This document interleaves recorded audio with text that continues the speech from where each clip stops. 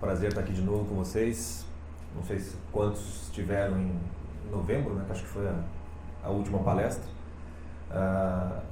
Mas é como se não tivesse ido embora, de certo modo, né? Eu me sinto em casa, realmente falando. Primeiro eu quero agradecer os meninos pelo convite de novo, não vou nomear ninguém, a todos mesmo, já me sinto realmente em casa.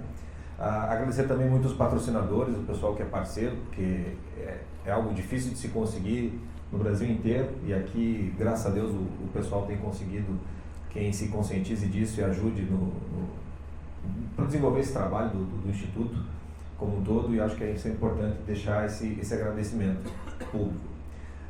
Uma terceira coisa é para o pessoal que vai ver no vídeo a palestra, para que não comece pela minha, né? Há um sentido nas palestras, e a palestra do Matheus ela é absolutamente indispensável para o que eu vou falar aqui agora. Eu já imaginava que o Matheus ia praticamente esgotar o tema, né? Então, de certo modo, posso até diminuir aqui o que eu tenho para falar, e além do além, né? Falar de educação, de formação, imaginação, que coisa muito horrorosa. Mas justamente para o pessoal que está vendo o vídeo, assista mesmo a palestra do Matheus, porque não só a base, mas a própria finalidade, as soluções de uma série de problemas, ele pelo menos passou por cima, porque também não dá para ele abarcar tudo isso, e eu acho que as palestras vão conversar muito de perto, né? A minha ideia o título é Educação ou Deformação. Esse título, o Matheus deixou isso muito claro, o que é educação e o que é deformação. Vai me ajudar pra caramba aqui, porque eu não vou precisar me estender numa série de coisas, que eu acho que já ficaram muito claras. Mas eu vim aqui com um aspecto específico da educação, que é a imaginação infantil. Como é que você faz a necessária defesa da imaginação infantil.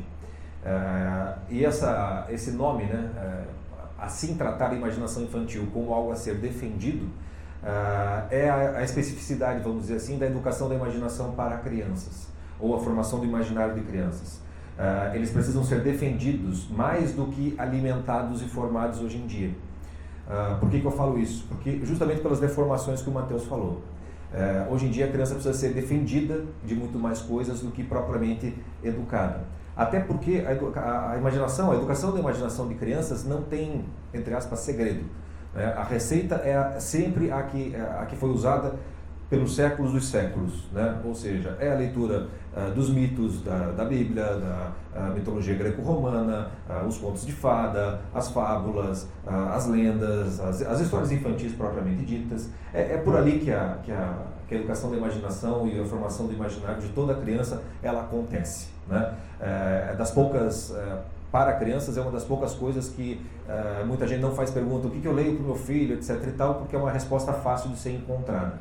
Graças a Deus, hoje em dia, muita coisa tem sido reeditada, né, e reeditada sem ter cortes, né, com relação a fábulas. Tem o fabuloso livro azul, editado pela editora Concreta, que vem com uma série de histórias exatamente como no original, ou seja, assim, politicamente correto, estragando todas as coisas.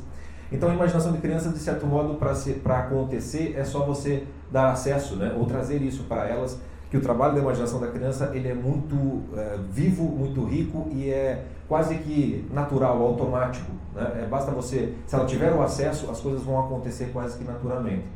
E por isso que eu vou me focar aqui muito mais no aspecto da defesa dessa imaginação, por conta da deformação que existe hoje em dia. Tá?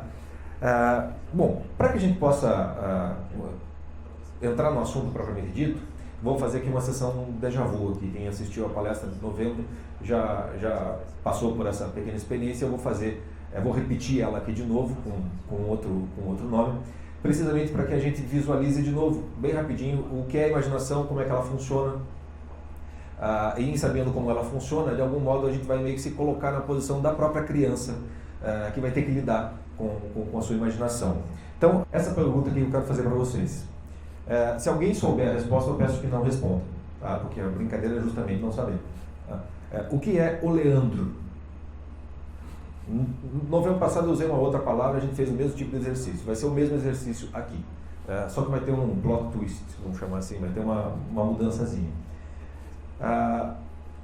Se você não sabe o que seja o tal do oleandro, né, muito provavelmente você está se vendo aí justamente sem alternativas para dar uma resposta e só tendo a sua imaginação para tentar imaginar que diacho seria isso.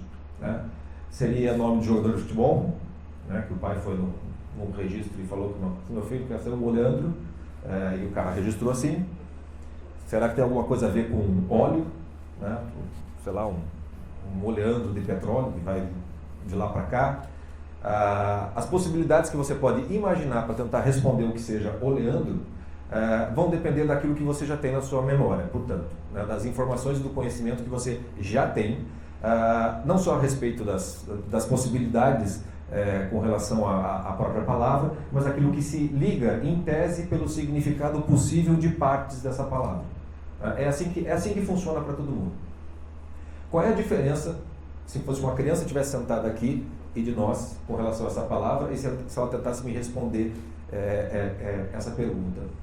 A diferença é que assim, nós desistimos muito rapidamente da nossa imaginação pelo fato de que a gente percebe que, olha, sem maiores informações e elementos eu não vou saber a resposta. Eu não vou ficar aqui imaginando e perdendo meu tempo, gastando a minha imaginação com isso. Então a gente desiste. Se fosse uma criança, a gente ia ficar aqui até amanhã e ela ainda estaria levantando hipóteses e possibilidades para me responder essa pergunta. Falo isso por conhecimento de causa. Eu tenho 2 filhos, um vai fazer 12 semana que vem e o outro vai fazer 6 em junho. E com os 2 eu já faço esse mesmo exercício aqui, com outras palavras, em vários momentos da vida deles. E é impressionante como ali pelos 6, 7 anos, quando eu fiz isso no meu pequenininho, o que é o oleandro, e ele vai chutando tudo que ele consegue imaginar, ele vai dizendo, é tal coisa, é tal coisa, é tal coisa, sem cansar. Né? É o mesmo sem cansar que eles têm para repetir uma música, para repetir uma história, para assistir um desenho over and over and over and over and over. Por que é assim com a criança? Porque a criança, como ela não tem memória, como ela tem pouca experiência de vida, tudo que resta para essa criança é a sua imaginação. Então, usar a sua imaginação, né, ser convidado para usar, falar o tempo todo com a imaginação, é a própria vida da criança. Por isso que quando ela está o tempo todo brincando, ela não tem uma noção do que é, digamos assim, realidade e ficção. Né? É muito fácil a criança entrar no mundo da imaginação porque ela vive nesse mundo da imaginação quase que o tempo todo. Né? Ela brinca a sério. Né? O brincar o dia inteiro é ficar com a sua imaginação. É o único recurso que ela tem para saber quem ela é, para conhecer o mundo. E uma série de elementos de discernimento das coisas vão acontecendo à medida que ela vai crescendo. Né? Bom, falei bastante dessas imaginações, mas o tal do oleandro a gente fica na mesma. Né? Quer dizer, não sabemos o que é esse negócio. Então, eu vou fazer o mesmo tipo de coisa que eu fiz em novembro. Vou dar uma pista ou uma informação e você veja como a sua imaginação trabalha rapidamente. O oleandro é um tipo de planta. Tá? E aí já fica mais fácil, porque a sua memória deve ter trocentos tipos de planta e ela já voou tentando procurar alguma resposta, alguma combinação possível. No entanto, saber que é uma planta não lhe dá uma resposta suficiente e concreta para que você tenha uma imagem para colar nessa palavra, nesse oleandro. Quer dizer, planta pode ser o quê? Árvore, pode ser mato, fruto, flor, que diacho pode ser isso aí. É muito pouco essa informação. Né? Em novembro, eu fui dando uma série de palavrinhas para que a sua imaginação fosse trabalhando e você montasse, não sei se o pessoal lembra da palavra que eu usei, era gadu-gadu, que era uma comida. Né? E o pessoal foi lembrando, e daí nem mostrei a imagem daquilo ali. Eu não vou dar mais informações, eu vou só mostrar a imagem mesmo do oleandro, que é isso aí. É uma flor, literalmente falando, até bastante bonita. Tá? Normalmente o que acontece com a nossa imaginação diante da imagem daquilo da qual nós estamos falando? Ela sossega. Né? Então, se perguntar para você o que é o oleandro, você fala, o oleandro é uma flor rosa ali, etc, etc, etc. Tá feito o serviço da imaginação. O que eu quis com esse pequeno exercício, mais para relembrar o pessoal que já tinha feito, ou quem não fez, ter esse contato. É para que esse funcionamento da imaginação fique bem vivo aqui diante de nós, para a gente poder acompanhar o que eu vou falar na sequência. Tá? Esse funcionamento da memória, que é por associação, que é por analogia, que é por uma combinação de imagens, O que a gente pode pressupor é, primeiro, que você precisa ter informações prévias para poder fazer essas combinações, associações, analogias. Ou seja, a tua imaginação depende do que você já tem na memória e daquilo que está sendo apresentado nesse exato momento para você. Então você tem todas as informações sobre plantas e flores, vamos dizer assim, e a palavra oleandro, se foi uma novidade para você, foi a primeira vez que ela lhe apareceu e você foi fazer as associações possíveis para poder chegar numa imagem aproximada. A segunda coisa é que a imaginação, uma vez despertada, ela funciona sozinha e de uma maneira bastante, até vou dizer assim, mecânica. Basta ela ser provocada que a imaginação começa a funcionar e ela não para, vamos dizer assim. E uma vez que ela entrou em funcionamento, se você não tem uma autoconsciência do porquê você está imaginando aquilo, ou o para quê, a finalidade daquela imaginação, daquele processo, a sua imaginação ela vai ficar à mercê do seu desejo ou do seu temor, vai ficar à mercê de um aspecto muito afetivo. Tá? Então aqui eu coloquei um objetivo, né, para saber o oleandro, sua imaginação foi tentando chegar até esse objetivo, que era saber o que é isso. Digamos que a sua imaginação ela vai ser despertada pelo frio. Eu estava sentado aqui, estava com o frio do ar-condicionado. A imaginação que é despertada para quê? Bom, ela vai tentar resolver o problema. Tá? Mas eu estou com frio, vou me cobrir, vou mudar de lugar, vou tentar me esconder. É a imaginação quem começa a procurar a solução do problema. Se você está com fome, a fome está aparecendo, muito provavelmente a sua imaginação vai começar a procurar alguma coisa, né? Vou comer alguma coisa para resolver esse problema. Até com comida é interessante, porque normalmente que tipo de coisa você vai procurar se você está com fome, né, para matar a fome? É alguma coisa que você gosta de comer. Então essa coisa do gosto e do desgosto, né, ou aquilo que é desejável daquilo que é indesejável, ou aquilo que você você deseja e aquilo que você teme, que você tem uma repulsa, é dessa maneira que a imaginação funciona. Ela vai trabalhar em função de atender um desejo que foi despertado, ou então um medo que foi também despertado em você. Essa imaginação mais, que eu vou dizer assim, vou chamar de uma imaginação mecânica, que todos nós temos, ela funciona dessa mesma maneira. Quando nós vamos ser criativos, a imaginação já funcionando de maneira plena. Eu não vou tratar da questão da criatividade aqui hoje, porque a minha intenção é outra. A minha intenção é ficar só com essa imaginação que funciona sozinha uma vez que ela é despertada. E se ela funciona sozinha uma vez que ela é despertada, muitas vezes ela é despertada de uma maneira que nós não queremos que ela seja despertada. Nós vivemos numa época social na qual nós temos uma ciência toda voltada para trabalhar com a nossa imaginação sem que a gente tenha até um controle ou até uma percepção do que se passa. O mundo da publicidade e da propaganda é todo voltado para se dirigir à sua imaginação de uma maneira a despertá-la e conduzir a sua imaginação para que você atenda um desejo que foi despertado pela própria propaganda. Então, uma série de coisas interesses e desejos são criados para nós através da publicidade, e esse desejo, uma vez criado, a sua imaginação vai ser conduzida para atendê-lo. Ou então, algo que você precisaria, em tese, ter medo, ou ter uma repulsa, efetivamente falando. O melhor exemplo disso está dado na história da propaganda de cigarro. Eu achei na internet algo, só para a gente ter uma ideia do que eu estou falando aqui. Isso era como a propaganda de cigarro era feita no século XX, lá na década de 50. Né? Então, você imagina hoje se um negócio desse ia ser admitido como propaganda. Né? Então, são as criancinhas ali, tá? Só que está em inglês, mas a da esquerda aqui de verde está... Só uma pergunta, mamãe, né? Can you afford not to smoke Marlboro? Quer dizer, como é que você pode não fumar Marlboro? Né? Como é que você conseguiria não fumar isso? Né? E do outro lado ali está...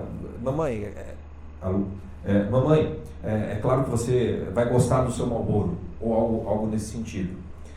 Quem assistiu aquele seriado Mad Men tem uma boa noção de como é que foi produzidas essas propagandas a respeito de cigarro e em que sentido elas foram criadas. Vocês vejam que é algo que é para tornar, vamos dizer, algo fofo, algo bom.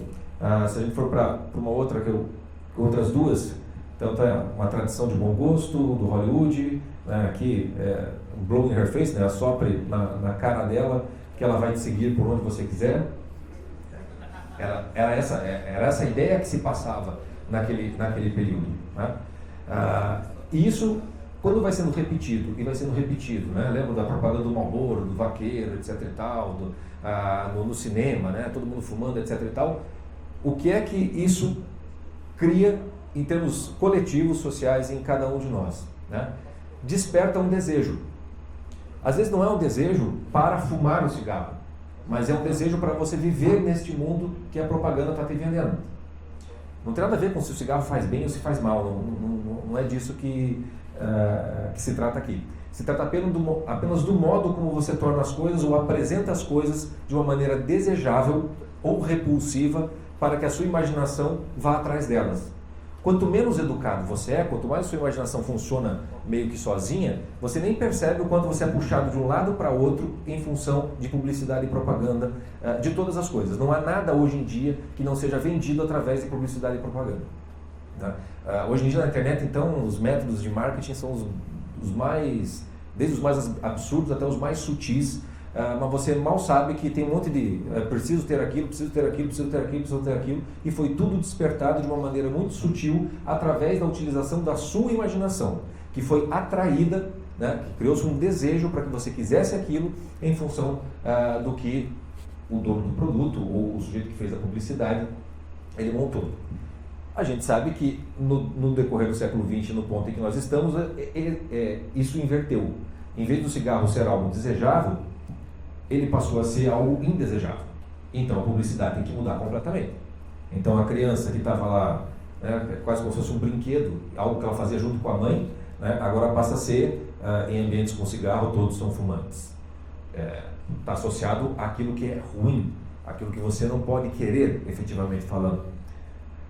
As propagandas são todas, começam a ser bem apelativas, né? Acender um cigarro você já está se matando, de alguma maneira. Né? Ou então o que a gente está mais acostumado, que são os maços, as carteiras de cigarro hoje em dia. Né? A propaganda, a publicidade de cigarro, a história nos mostra claramente isso. Quer dizer, para você criar um desejo individual e de certa maneira também algo que é coletivo, e a partir desse desejo coletivo você construir um imaginário, e a partir desse imaginário você construir uma série de costumes e hábitos que vão cercando o nosso mundo e a nossa cultura de tal modo que a gente não consiga pensar diferente do que aquilo que foi construído de uma maneira muito sutil. O exemplo do cigarro é o mais claro. Quem fuma hoje, é adulto, compra cigarro, essas coisas assim, não vai nem dar bola para esse tipo de coisa. Está fumando porque sabe que quer fumar. Mas isso aqui se mantém 2, 3, 4 gerações, a tendência é que o número de fumantes diminua consideravelmente, porque já não é mais legal você fumar. E os números mostram exatamente isso, né? Que o número de fumantes diminui a cada geração que passa, vamos dizer assim. Assim como aumentou quando a publicidade era do lado contrário. Sempre lembrando, eu não estou entrando no mérito se o cigarro é bom, se ele não é bom, se é saudável, se não é saudável, dane-se. Estou falando do modo como é despertado um desejo ou uma repulsa a partir de imagens que são agradáveis ou desagradáveis, e isso te conduz na vida. Porque o sujeito que é despertado para fumar, em função daquilo, ele vai lá comprar, ele vai fumar, pode ficar viciado, pode não ficar viciado, ou aquele que então vai parar de fumar porque faz mal só porque a propaganda está dizendo, não porque ele esteja com algum problema de saúde. Esse modo de despertar da publicidade, ele é muito mais reforçado se isso começa a se tornar um hábito social. Então vou dar um exemplo para vocês. Lá em Curitiba, quando também tinha um instituto lá que eu trabalhava, só tinha 2 pessoas que não fumavam, né? Acho que eram 2 pessoas, pelo menos as que mais frequentavam, que era eu e o Thiago Amorim, que é outro professor também. E nós saímos do instituto sem fumar, né? De vez em quando um cachimbo, alguma coisa assim, mas nada demais. Mas no começo, as pessoas que foram entrando, né? Nós tínhamos lá um grupo pequeno que comandava as coisas, dava acho que umas 10 pessoas, e tinha lá sempre 30, 40 pessoas que participavam das atividades. Não deu 2 meses, dessas 30, 40 pessoas, devia ter umas 10 que fumavam, né? Em 2 meses estavam todos fumando. Todos. E se eu perguntasse, da onde você está fumando, por que você está fumando? Pode dizer, porque estou num ambiente aqui no qual todo mundo fuma e isso é legal. Então, quando começou a fumar, naturalmente falando. Depois ele vai se racionalizar isso de modo que ele escolheu, que ele gostou, etc, etc. Tá? Estou só mostrando um aspecto do como nós somos educados no primeiro momento e principalmente como uma criança é educada. Quando uma criança, você vai educar uma criança, como ela só tem a imaginação, é pela imaginação que ela vai ser conduzida. Então, dependendo do tipo de acesso de imagem que você permite que ela assista, que ela veja, vai criar dentro da própria criança certos desejos, certas repulsas, das quais ela vai começar a aprender o que é bom e o que é ruim. Porque essa base afetiva e imaginativa, ela vai redundar, no final das contas, também numa base moral, daquilo que é bom e daquilo que é ruim. Né? Então, para dar o exemplo do cigarro mesmo, antigamente, na minha época, por exemplo, na década de 90 mesmo, né? A gente saía para ir em balada, barzinho, assistir um show, todo mundo fumava. Eu chegava em casa, deixava você do lado de fora para poder entrar em casa. Ele estava inteiro fedendo cigarro, literalmente falando. Hoje é o inverso. Hoje, se alguém acender um cigarro perto de você em algum lugar, é como se você estivesse atirando em alguém, quase que matando em alguém. Já tem todo um regramento moral em relação a esse uso e a esse costume, que nós nem percebemos de onde veio, de onde ele surgiu. Isso foi literalmente sendo introduzido através de algo muito suave, que é muito através do uso da publicidade e da propaganda. Estou falando de um produto, mas é fácil da gente ver que acontece isso também no mundo político, né? O uso da propaganda eleitoral, como é que você constrói ou destrói, né? Políticos e eleitorais, e em quase todos os aspectos da vida hoje em dia. Do modo como se apresentam as coisas define muito o conteúdo daquilo que está sendo mostrado. Tá? Bom, uma vez que a gente tem isso, eu quero falar um pouco sobre isso aqui. Todo mundo já conhece isso aqui, né? O famoso antes da federal, depois da federal. Tá? Por que eu coloquei isso aqui? É pelo seguinte, a criança, o universo da criança está todo dentro de casa. Tá? Então vamos voltar para o exercício, né, que eu havia dito. Quer dizer, quando você não tem o conhecimento para poder imaginar, e você vai ter que procurar a sua imaginação, você vai ter que sair pesquisando por aí. Uma criança não tem condição de sair pesquisando, né? Ou seja, o mundo imaginativo dela está limitado ao universo familiar, né? Dos pais, irmãos, daquilo que entra dentro de casa. Né? Ou seja, todo o trabalho da imaginação, ele está dependendo da cultura na qual essa imaginação está colocada.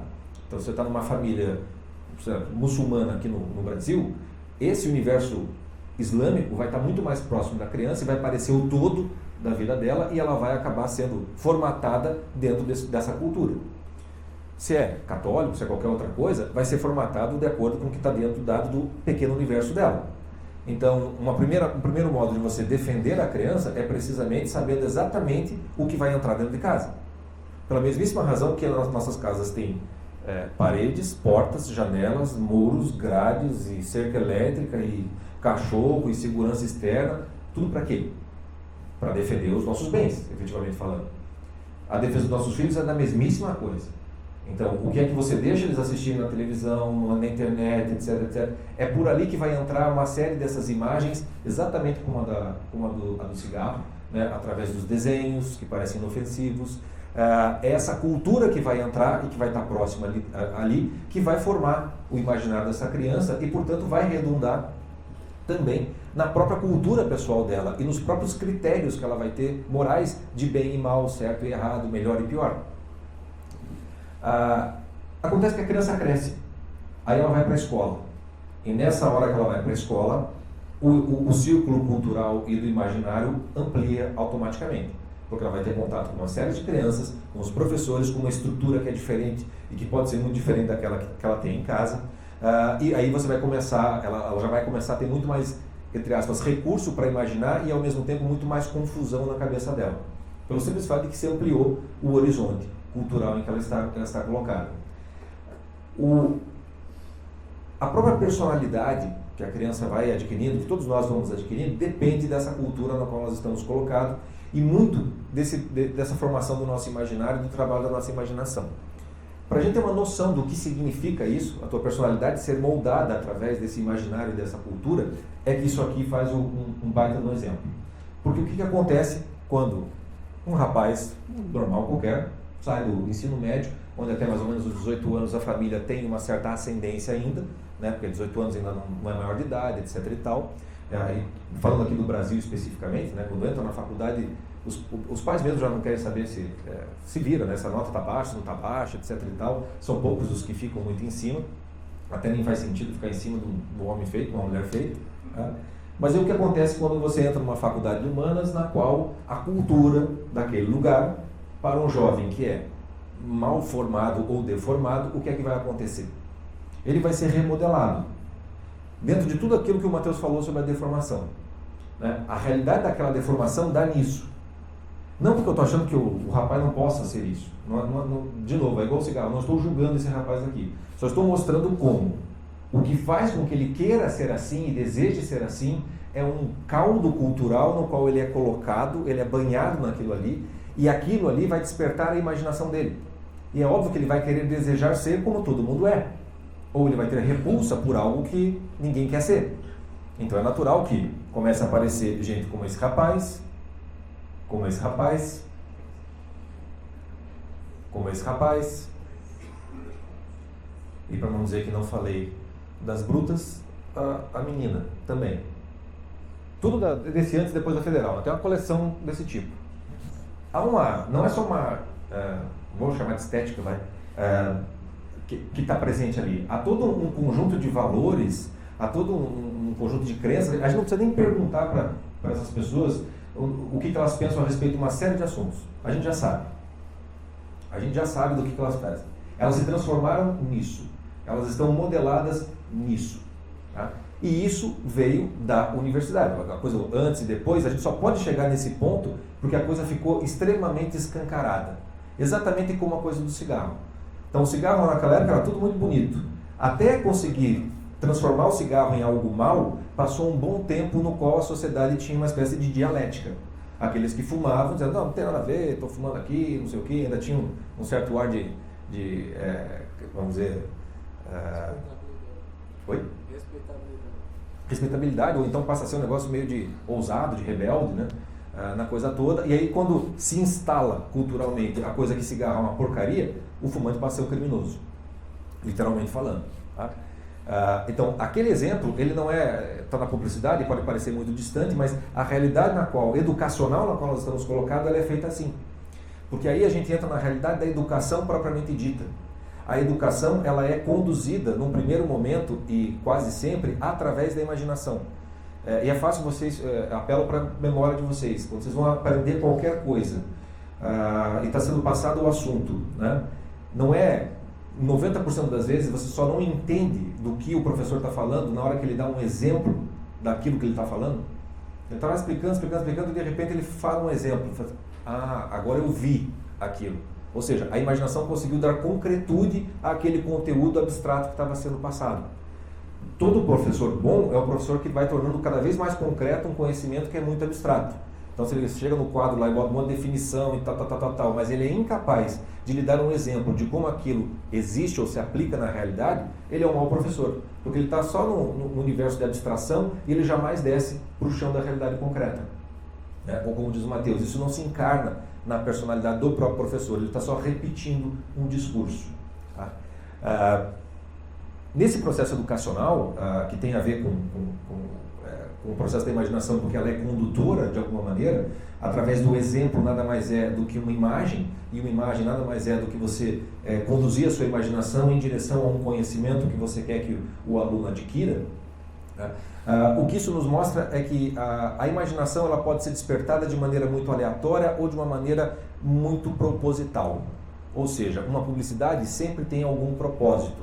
Né? Uma educação também precisa ter algum propósito. Quer dizer, o que é que nós estamos fazendo com a educação? E aqui eu vou linkar com a palestra do Matheus propriamente dito. Porque aqui eu trouxe para vocês mal da advogado. Tá, agora vai me entender. Esse é o artigo 2º da Lei de Diretrizes e Bases Nacional. Tá? Eu destaquei aqui, só o que me interessa é o educação e a finalidade. Isso é o que está na nossa lei brasileira. Uma lei, ela é, digamos assim, uma espécie de de resultado final de todo esse processo que eu estava falando de vocês, cultural, de certos valores que são construídos numa sociedade, que passam a ter um valor de costume, aí isso chega no parlamento, aí o que a sociedade quer, o que ela não quer, e aí aquilo vira uma lei. A lei, de certa maneira, nesse sentido, ela não é apenas, ela é uma espécie de cristalização numa imagem de valores e crenças que, de certo modo, têm ascendência na sociedade como um todo. Então, também a discussão da reforma da Previdência, reforma trabalhista, né, vão todo mundo para a rua na sexta-feira, etc. e tal, nós estamos num momento em que está se dissolvendo um caldo cultural no qual 5 anos atrás era impossível fazer uma reforma como estão tentando fazer agora. E, de novo, estou um pouco me lixando para o mérito da reforma, se é boa, se é ruim ou não. Estou só constatando um fato. Não daria para fazer essa discussão há 5 anos atrás. Hoje dá. Por quê? Porque na cultura se abriu um buraco imenso, né? A cultura brasileira está num total caos, em que é possível você discutir coisas e criar novas leis que refletem valores diferentes do que a gente estava acostumado. No caso da educação, uma lei da educação ela vai ter que refletir, portanto, tudo aquilo que a sociedade de algum modo entende por educação. E aí eu destaquei as 3 finalidades que a nossa lei brasileira apresenta para a educação. A primeira delas está dentro do que o Matheus colocou, da formação do homem, quer dizer, o desenvolvimento do educando. A segunda, que é o mais fácil da gente visualizar, a segunda e a terceira, é o preparo para a cidadania, e o terceiro, a qualificação para o trabalho. Isso é educação para a lei brasileira, e isso aqui, em tese, tem de ser cumprido, seja pela escola, seja pelos pais que educam seus filhos em casa. É a educação no Brasil, né? Ela tem que atender a esses 3 quesitos aqui. De tudo que o Matheus já falou, eu não preciso mostrar por que é que uma escola não... Isso aqui desapareceu de dentro da escola e do próprio conceito de educação. Nós deformamos tudo isso. Sobrou a preparação para a cidadania e a qualificação para o trabalho. Quando vocês escolhem, ou escolheram, ou vão escolher o curso universitário, no que vocês pensam? É só no mundo do trabalho. Quase sempre é essa a definição, né? E nesse sentido é quase que uma conta, né? Você vai escolher, às vezes você tem um chamado vocacional e você não vai conseguir dizer não para algumas coisas. Mas se você tem dúvida, fatalmente você vai escolher de modo pragmático. Você vai escolher um curso no qual profissionalmente ele vai te dar grana, no final das contas. Ou status, é o que você mais quer. Tá? Essa qualificação para o trabalho é o todo, é quase que o todo da formação universitária hoje em dia, do ensino técnico, ensino médio, toda a reforma do ensino médio nada mais é do que uma tentativa de melhorar a qualificação para o trabalho dos nossos alunos, vamos chamar assim. O exercício da cidadania é essa transformação dos alunos em militantes, antes da federal, depois da federal.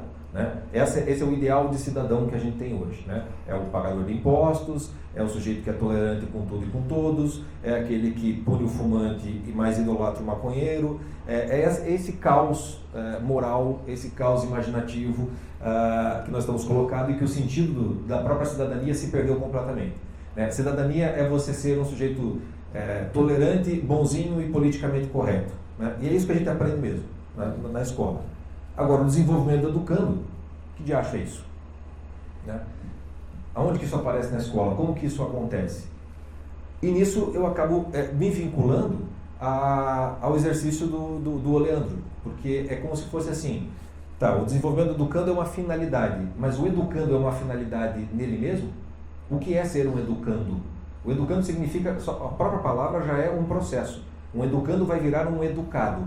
O que é um educado? A finalidade é o desenvolvimento do educando, mas esse desenvolvimento tem que dar em algum lugar. A própria lei já revela o quanto ela não sabe do que fala. Porque a finalidade não pode ser o desenvolvimento do educando.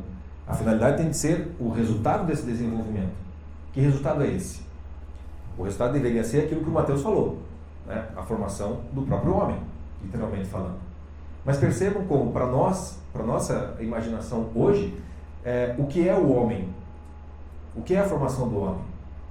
Que homem que eu quero ser, que eu quero formar, que eu quero educar? E de que maneira eu vou desenvolver o educando para se tornar um homem? É algo tão ausente hoje da cultura em que nós estamos colocados, que a gente não sabe muito bem por onde começar. A gente não sabe exatamente o que é ser homem, como é que isso se cresce. A gente vai precisar de procurar em papéis, né? Vamos ter que ler manuais, vamos chamar assim, para se transformar nisso. Não à toa, a nossa cultura é uma cultura que precisa de autoajuda, né, onde você vai ter curso que ensina a ser homem, vai ter curso que ensina a ser mulher, como é que é a educação doméstica, não sei o que, não sei o que, não sei o que. Coisas muito básicas, mas absurdamente necessárias, porque a gente perdeu completamente essa capacidade de saber de cara o que é o homem, de alguma maneira. Né? O educar para quê? Educar para formar homens. E o que é esse homem? Vejam que a gente fica meio que oleandro. A gente tem uma noção de homem no sentido que oleandro é uma planta, mas não especificamente uma flor, e tampouco aquela flor específica, aquela imagem. Então, uma das maneiras que você vai ter, se você vai querer educar a criança para a sua imaginação, já começa por aí. Quer dizer, o que é a educação da imaginação para uma criança, se o fim da educação em si é formá-la um homem? Você vai ter que dar modelos de homem, efetivamente falando. Tá? Isso durante todos os séculos era a coisa mais óbvia do mundo. Esse aqui é o famoso homem universal do Leonardo da Vinci, que ele fez em desenho de algum modo uma representação do que seria o homem universal, digamos assim, se ele pegar todos os homens e todas as potencialidades humanas e o homem conseguisse realizá-las por inteiro, que homem nós teríamos modelar para todos os homens, de todos os tempos. Tá?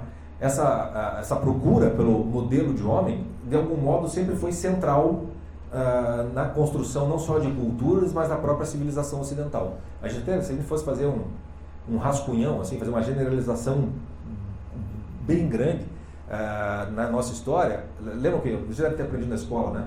Na época da Idade Média, depois a cultura era centrada em Deus, né? E depois ela foi centrada no homem, né? Antropocêntrica, né? Era na imagem do homem que nós, os humanistas, né? Sempre em função dessa imagem do homem. Durante muito tempo não se precisava ficar explicando o que era o homem, porque a gente via homens andando. Você tinha exemplos de homens, literalmente falando. Da nossa época, quem desperta para um processo de formação, né, e vai procurar exemplos de pessoas às quais seguir, tá complicado. Você não consegue achar. É muito difícil. Né? E quando você acha, a tendência é você projetar nesse modelo tudo que você gostaria que ele atendesse, e de algum modo você se torna uma espécie de filho e vai ter que passar por um processo de educação no sentido de se tornar um adolescente, que vai ter que procurar uma personalidade própria, e daí dessa personalidade você vai se tornar um homem maduro, etc. e tal. Estou aqui com vários Olavetes, né? Eu sempre falo isso onde eu vou. Quer dizer, o sujeito encontrou o Olavo de Carvalho, ele vira um modelo na hora de um monte de coisa. Né? Daí tem os próprios Olavetes, quantos que vão repetindo aquele professor Olavo, o que o professor Olavo fala, o modo como ele diz, começa a fumar, começa a xingar gente no Facebook, tudo sem saber por que está fazendo. Exatamente como começou a propaganda de cigarro. A presença do professor Olavo, ela é estruturadora, mas num sentido sensível da imaginação, que o sujeito não tem consciência do que ele está fazendo. Não raro, boa parte desse pessoal, quando chega na adolescência, o que faz? Tem que brigar com o pai. É o rebelde sem causa. Né? Ele briga com o pai porque ele quer ser alguém.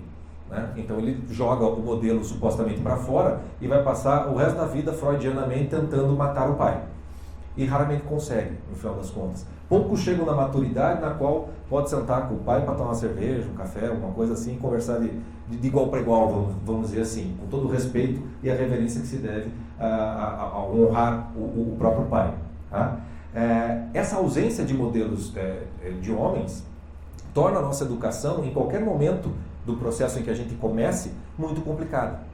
Muito complicada, e quando você vai atrás dos grandes homens da humanidade para você começar a preencher o teu imaginário com esses modelos, a sua incapacidade de imaginação, a tua deformação, transforma aqueles homens, não é que transforma, eles estão muito distantes. Então se você pega os grandes santos, você não consegue fazer as combinações de como é que eu posso imitar o Santo Agostinho, que o Mateus citou, ou sei lá, Padre Pio, São José Maria Escrivá. Como é que eu consigo imitar esse exemplo agora? As coisas ficam distantes demais. Os grandes homens, os grandes líderes. Eu tenho o desejo de ser aquilo, mas como é que eu faço?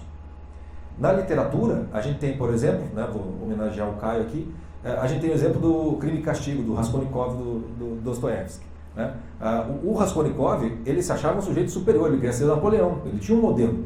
Né? Ele achava, ele era inteligente, eu vou chegar lá, vou fazer a coisa acontecer, etc. e tal. Né? Por que ele achava que bastava para ele, né? Já que ele era Napoleão de algum modo? Eu posso matar uma velha ali, que não vai me incomodar para nada, não serve para nada mesmo, vou usar aquele dinheiro para poder financiar o meu grande sonho. E a história toda é como um sujeito que se acha muito grande vai ter que se descobrir muito pequeno, no final das contas, lá no final do livro. A literatura nos conta essas histórias, no final das contas, de como os modelos em si, eles não vão resolver o problema. O problema é como você vai encarnar em você esses modelos, de uma tal maneira que você se torne um modelo também para outros. Quando nós estamos falando de criança, qual é o modelo para uma criança? Necessariamente falando, são os pais.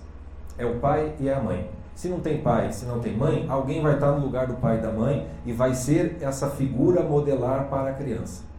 E aí, quando a gente está falando de educação, nesse processo de educação, e naquilo que o Matheus falou do professor, tudo que ele colocou, na realidade, antes do professor, e sempre vai ser o pai e a mãe a grande figura modelar da criança. Ou seja, o exemplo que você dá para o seu filho, ou que você recebeu dos seus pais, eles estruturam a sua personalidade necessariamente falando. Ou seja, toda educação começa por esse exemplo que você dá dentro de casa ou que você recebeu dentro de casa. Isso não tem nada a ver com homeschooling, isso não tem nada a ver também com o que se aprende na escola, porque tudo isso vem em consequência disso. E por isso que quando eu falo de que a imaginação da criança, se você não basta só você dar o material das fábulas, as lendas, etc, para a criança ler, etc e tal. A maior defesa da imaginação da criança, a maior formação da imaginação da criança virá do seu exemplo dentro de casa para com ela. E por exemplo, aqui eu também não estou falando de você querer ser muito virtuoso para a criança, porque a criança vai saber que você não é virtuoso. Ela vai saber que você tem imperfeições, ela vai saber que você tem defeitos. O melhor exemplo que um pai pode dar para um filho é um exemplo de integridade, que foi algo que o Matheus ressaltou aqui. Integridade, estou querendo dizer ser inteiro. Ser inteiro não significa que você é completo nem que você é perfeito, mas que todas essas falhas, todas essas partes, elas estão integradas numa personalidade real, concreta e individual. De tal modo que o filho olhe para o pai e ele veja o pai completamente distinto de todos os outros e como um sujeito inteiro, literalmente falando. Essa integridade da personalidade humana é isso que se transmite sem que você fale. Pela própria presença é isso que se transmite para alguém. De uma maneira, muitos vão usar a palavra subliminar, como se fosse uma publicidade, uma propaganda. O pai vai precisar falar muito pouco para o filho. O pai vai precisar ensinar muito pouco para o filho se ele for um pai para o filho. A partir do momento em que ele é um pai inteiro, por mais defeituoso que ele seja, aquela criança está recebendo todo o apoio, toda a defesa que ele precisa para poder crescer. E é claro que se ele é inteiro, ele tem uma consciência de quem ele é óbvio que ele vai defender a imaginação do filho e vai fazer questão de educá-lo efetivamente falando. Aí você vai ter opções, né? Eu, por exemplo, não tenho condição de fazer homeschooling, educação no lar com os meus filhos, por N razões que não vem ao caso. Eles estão na escola. Então eu sempre brinco, uma vez que meu filho foi para a escola, eu passo a ser o professor, lá no sul tem muito dessas oficinas, aqui eu não sei se tem, que é a oficina Martelinho de Ouro, sempre uso essa imagem. A oficina Martelinho de Ouro é aquela que você vai na oficina e ele desamassa os amassados mais evidentes, mas se tiver muito estourado e a mecânica do carro, não é ali que ele vai consertar. Então quando a criança vai para a escola, o pai dentro de casa é a oficina Martelinho de Ouro. Ele vai ver os amassados mais evidentes e vai ter condição de lidar com eles, mas vai ter coisa que vai estar por dentro que ele não vai ter muito o que fazer. O que ele pode fazer é dar à criança um recurso para que ela mesma, com a sua capacidade de imaginação, de associação, etc. e tal, possa se defender, ou pelo menos ter uma espécie de vacina que o próprio pai deixou para o filho. Então é aquela coisa assim, se você quer que o seu filho leia os contos de fadas, não sei o que, etc. e tal, mas se a tua vida é toda ir para o trabalho, voltar para casa, assistir o jornal, tomar uma cerveja, no final de semana é fazer o churrasco, ir para assistir o jogo do 3 ou do Campinense. Se a tua vida é só essa e teu filho nunca viu você com um livro lendo, por que cargas d'água você acha que teu filho vai acreditar que ler vai ser bom para ele? Se o próprio pai, que é um modelo inevitável, não lê, nunca que a criança vai se interessar por isso. E se você lê, você não vai precisar forçá-lo a ler, porque naturalmente a criança vai querer imitar o pai. Porque nós somos seres imitativos, miméticos, a gente vai querer imitar esse tipo de coisa. Portanto, quando a gente está falando de educação da imaginação de crianças, nós estamos falando da educação dos pais. É o pai que precisa se dar conta de quem ele está sendo para a criança. E nesse caso ele vai ter que se perguntar, afinal de contas, quais foram os meus modelos? Quem eu estou sendo? Quem eu estou imitando de alguma maneira? Ou quantas pessoas? Ou não tem imitação nenhuma, eu sou só um depois da federal. Eu sou um clichêzão ambulante. de uma série de coisas que não tem ninguém que encargue, é o que todo mundo está fazendo, então eu estou repetindo também. Tá? Por isso que a questão do esforço pessoal na educação é fundamental aqui. Tá? O processo de educação do pai vai passar, portanto, também, seja lá quando você despertar, vai ser por isso, vai ser pela escolha de modelos. E é por isso que normalmente quando o pessoal desperta, ele vai procurar quem? Professores que ele vai confiar, que vai ter uma autoridade na qual ele possa se embasar. Então, se tem lá um professor Olavo Carvalho, tenta o contato com o professor Olavo Carvalho, com os alunos do professor Olavo Carvalho, com o Instituto Borborema. Aí a pergunta é sempre, o que eu leio? Né? Quando se pergunta, essa pergunta que tanta gente faz, o que eu tenho que ler, me dá uma lista de leituras, nunca é a intenção e o interesse nunca é pelos livros para serem lidos, mas é pela autoridade de quem está dizendo que aqueles livros podem ser lidos de maneira segura. É, de novo, modelo, exemplo. A gente procura isso o tempo todo. Então, quando você é um pai, você vai ter que ter consciência consciência de quem você está sendo, e você vai ter que, se você se achar, é inevitável que a gente se ache muito imperfeito, a gente queira buscar modelos melhores para nós. Né? E aí, aonde estão esses modelos? Estão na própria história e estão na literatura. Na história, porque nós temos o registro dos grandes homens, dos grandes feitos, dos heróis, dos santos, dos líderes, etc, etc. E na literatura, que são as possibilidades humanas que talvez não tenham se realizado na história, mas que podem vir a ser realizadas. E aí está dado todo o trajeto da formação literária e histórica, que é um primeiro pé em toda educação que se preze. Só que tem uma outra coisa, quando você vai fazer isso daí, você vai mais ou menos chegar assim, bom, mas qual é o modelo dos modelos? Qual é o homem universal no final das contas?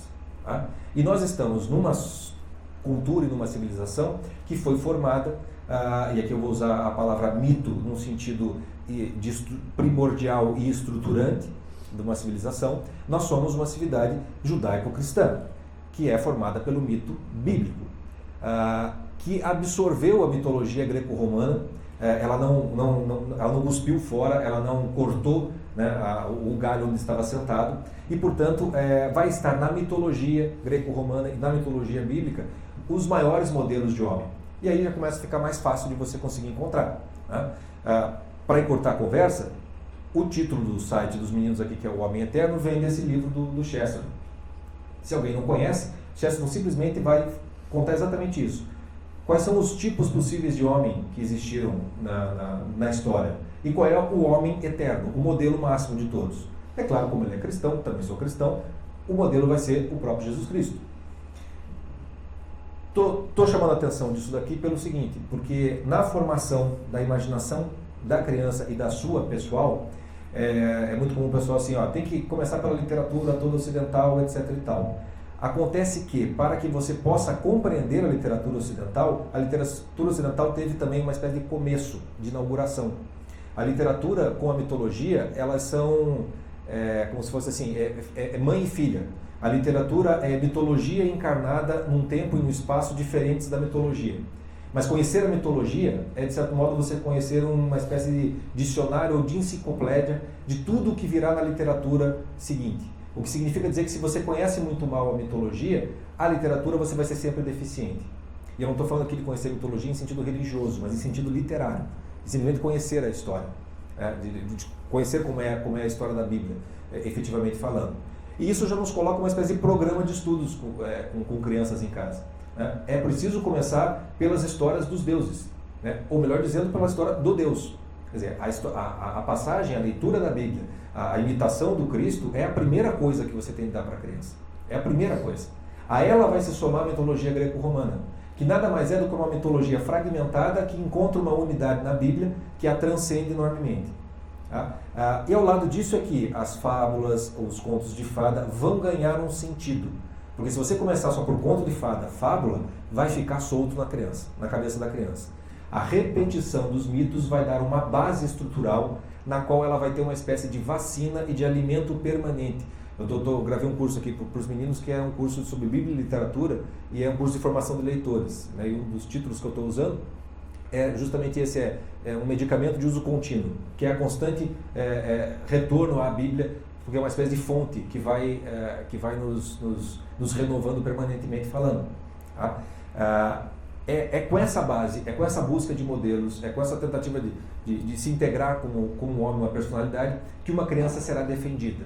Então as perguntas que podem surgir, que deixa o meu filho assistir televisão ou não, videogame faz mal ou faz bem.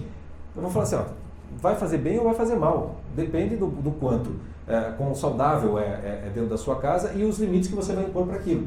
Os meus filhos, por exemplo, jogam videogame, né? Eu sempre dou esse exemplo. Tem uns jogos lá que são terríveis mesmo, tento evitar na medida do possível. Mas eu achei um que tinha uns anos atrás, nem sei se ainda existe, que era o do Senhor dos Anéis, o jogo, literalmente falando, e não só tinha o jogo do Senhor dos Anéis, como havia quando você não estava jogando, você podia ir para a Vila dos Hobbits e você podia ser o filho do Frodo e do Sam, brincando com espadinha de madeira. E você não tinha tarefa, você podia ficar só brincando na vila.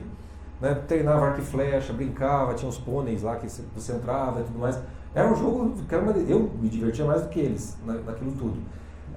Eles quiseram ver o Senhor dos Anéis, eles têm os livros e querem ler e buscar e tudo mais por causa do jogo e não o contrário. Daí eu sempre digo assim, olha, videogame faz mal? Assim, nesse caso eu tenho um exemplo que fez bem. Né? Vai depender de como você utiliza aquilo, como é que você trabalha. Porque não adianta também preservar demais a criança daquilo que é mal, daquilo que é tentador, daquilo que é repulsivo, porque aí você está criando uma criança dentro de uma bolha. Né? Aí eu sempre digo, se Deus botou você no mundo, neste momento, neste país, nesse lixão todo, é porque ele sabe que você aguenta. Né? Então também não é para ter medo do estado de coisa em que a gente se encontra. Tá? Quando isso falha, quando nós não temos nada disso, e esse é o sentido da deformação que a gente encontra hoje, citação do Chesterton num ensaio maravilhoso que é a Educação pelos Contos de Fadas. Né? Quando ele diz assim, um dragão de 7 cabeças é talvez um monstro muito assustador, mas uma criança que nunca ouviu falar dele é um monstro muito mais assustador. Por quê? Porque a criança se torna o próprio monstro. Ela tem muito pouco recurso, ela vai ficar ali igual o Oleandro lá, a vida toda dela é isso. E ela fica uma vítima inerme diante de tanta manipulação que existe hoje em dia. O Matheus citou o livro do Pascal Bernardin, eu já tinha separado ele. Quem quiser ficar apavorado, leia esse livro para saber o que é que está sendo feito nas salas de aula, né, nas escolas e nas faculdades. Nós somos objeto de reengenharia social, e isso é muito grave. Nós já fomos todos deformados de alguma maneira, e se trata de reformar de algum modo. E o reformar significa, de alguma maneira, voltar a essa espécie de origem infantil, que eu estava tentando mostrar para vocês. Porque se a gente vai tentar nos guiar pelo modelo do homem eterno, no caso dos cristãos, ou de quem escolheu o Cristo como modelo, se você olhar para o Cristo, como é que Cristo ensinava os outros? Como era Cristo professor dos outros? Você vê que os apóstolos, nem eles entendiam o que estava se passando naquilo ali. Né? O uso pedagógico do Cristo eram das parábolas. Era quando ele contava a historinha das parábolas, aí a turma entendia do que ele estava tentando falar. Não é que entendia, mas pelo menos tinha uma imagem do que ele estava tentando passar. Né? Ou seja, era pela literatura, né? Era pelas historinhas, pelas imagens que você vai recuperar uma capacidade da sua imaginação, e é pela imaginação fortalecida que a sua consciência pode começar a despertar para uma série de coisas. Tá? Eu vou ligar muito agora, para fechar mesmo a apresentação, vou voltar para o Leandro, para o que o Matheus colocou uma série de soluções. Por isso que eu disse para o pessoal, assistam a palestra do Matheus antes, porque a minha daí se torna quase uma nota de rodapé. Porque dá soluções de você procurar aquelas pessoas que te dão um exemplo, efetivamente falando, não só bons professores, mas professores que sejam exemplos de pessoas íntegras, no sentido não moral da palavra, mas íntegras no sentido de que elas estão inteiras ali, naquilo que elas têm de bom e naquilo que elas têm de mal, elas não te escondem nada. Né? Uma das coisas que o pessoal se escandaliza com o professor Olavo, por exemplo, ele fala palavrão, ele fuma, ele não sei o quê. Ele não está escondendo nada de você, está tudo ali nele, você está diante de tudo aquilo ali. Né? E aquilo está integrado na personalidade dele. Né? Procurar essas pessoas que não estão fazendo pose, que não estão ali, né, fazendo um discurso bonito para te enrolar, para te conquistar, para te seduzir com publicidade, é algo absolutamente necessário para o qual nós estamos muito pouco preparados. E por isso que iniciativas como essa, com pessoas que vocês conseguem reconhecer, que querem o bem de vocês e querem vocês como pessoas efetivamente livres e independentes, vamos dizer assim, é absolutamente necessário. Quer dizer, a busca da amizade, você buscar o idem velho de nome, né? Aquela coisa do querer as mesmas coisas e rejeitar as mesmas coisas. É o modo que nós temos essa segurança. Né? Hoje em dia, a gente vive numa época em que tem muito professor ou muita celebridade filosófica, vamos chamar assim. Tem o Clóvis, o que é a vida, né? O Leandro Carnal da vida, etc, etc, etc. Em que, assim, quando são, entre aspas, desmascarados, a gente já tem uma certa defesa. Mas até desmascarar, você já pode ter se formado no método Augusto Cury de escolar, né, que existe, já literalmente falando isso. Como que a gente pode se deixar enganar? Isso é uma coisa assim, não subestime a capacidade sua de se enganar com isso, de ser enganado. O próprio professor Olavo, na sua maior obra, ela só foi escrita porque ele estava quase que sendo envenenado por um sujeito muito parecido com esse. Quem leu O Jardim das Aflições sabe como é que essa obra começou. O professor Olavo estava sentado, igual vocês, assistindo um sujeito dar uma palestra, que era o Mota Peçanha, e o sujeito era tão encantador, mas era tão encantador, que o professor Olavo estava acreditando em tudo que ele estava falando. E quando ele saiu, ele começou a sentir que aquele negócio tinha alguma coisa errada, ele não sabia o quê. Literalmente, O Jardim das Aflições é um vômito, no qual ele se livrou daquele modelo, daquele exemplo que de algum modo o estava contaminando. Querem ver como isso é fácil de acontecer? Eu pus para vocês essa imagem do oleandro e eu não falei absolutamente nada. Eu falei assim, agora a imaginação de vocês deve ter sossegado com relação a isso. Uma informação que eu não coloquei é que essa flor, ela é venenosa. Se você tocar nessa flor, ela vai te causar queimadura, ela pode trazer sérios transtornos, ela é uma flor que de algum modo ela pode ser utilizada em prato, em comida. Se você comer uma pétalazinha, uma folha, né, dessa planta, vamos chamar assim, ela mata um homem de 80 quilos. Tem registro de abelhas que produzem o mel, tirando o pólen dessa flor, que causa também envenenamento nas pessoas. Ou seja, esse negócio que eu mostrei para vocês no começo e que é uma bela de uma flor, ela é na verdade um veneno. E vocês passaram a minha palestra inteira aqui confiando que eu estava passando para vocês um negócio bom. Mas, discurso, palavras não vão te garantir que você não está sendo envenenado nesse exato momento. A garantia vem de uma outra coisa, que vem muito da personalidade da pessoa que está te falando, muito mais do que aquilo que ela está dizendo. A personalidade da pessoa, ela reflete aquilo que ela sabe. Aquilo que ela está falando não é um discurso, é aquilo que ela não só realmente acredita, mas é o que está ali nela. E é isso que de algum modo tem que nos servir de exemplo. Qualquer professor que não tem essa pretensão de ser isso para os seus alunos, ele é um charlatão. E é fácil você perceber charlatões hoje em dia não precisa muito para a gente descobrir os charlatões, porque eles se entregam com bastante facilidade. E eu queria dar esse exemplo do quanto as coisas entram muito facilmente e aquilo que parece belo pode ser um veneno. Em termos de criança, por onde vêm os maiores venenos? Desenhos animados, dependendo do jogo do videogame, das revistinhas, etc. e tal. Se você pegar a estética de desenho animado hoje em dia, são todos horrorosos. São feitos de propósito para quebrar a estética da criança de uma noção de bonito e feio. A ponto de, para chegar naqueles, depois da federal ali, eles acharem que está bonito daquele jeito, é porque aquilo ali já está entortado desde a infância. Eu tenho aquelas Peppa Pig, por exemplo, meus filhos começaram a ver aquilo, falando, não é bonito esse negócio aqui, é um horror. A estética é muito feia daquele negócio. Lembrar de desenhos antigos, onde tinha uma forma, né, onde você tinha uma harmonia do desenho, o veneno vem justamente pelo aspecto sensível. Ao destruir a nossa capacidade de discernir o belo e feio, você destrói toda a moralidade na sequência. E tudo que o Matheus falou da deformação começa de maneira muito sutil através dessa reengenharia social que começa na escola com o professor legalzão, né, ou com o palestrante bacana, ou com a autoajuda que vai dar uma técnica infalível para você chegar naquilo. E nada disso é educação. A educação começa por você encontrar pessoas de verdade que sejam exemplo de alguma coisa e que esse exemplo desperte em você o desejo de querer ser mais e melhor. E o melhor modelo de todos, no meu modesto entender, é o nosso Senhor Jesus Cristo, e por isso que o Homem Eterno é a bibliografia que eu indicaria para cada um de nós, e felizmente o nome do site também é o Homem Eterno, e todos nós aqui estamos tentando chegar nisso daí. Espero que eu não tenha me ultrapassado muito, mas fico por aqui e agradeço imensamente a paciência de vocês e a presença aqui hoje.